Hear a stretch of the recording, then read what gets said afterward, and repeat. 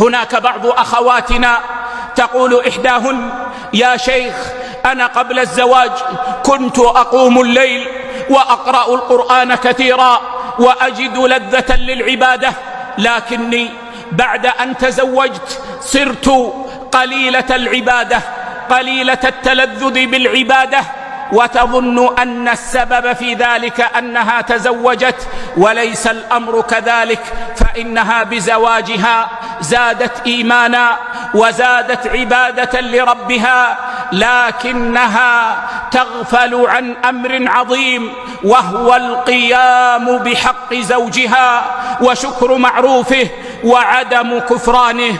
والله ثم والله لن تجد امرأة حلاوة الإيمان حتى تؤدي حق زوجها.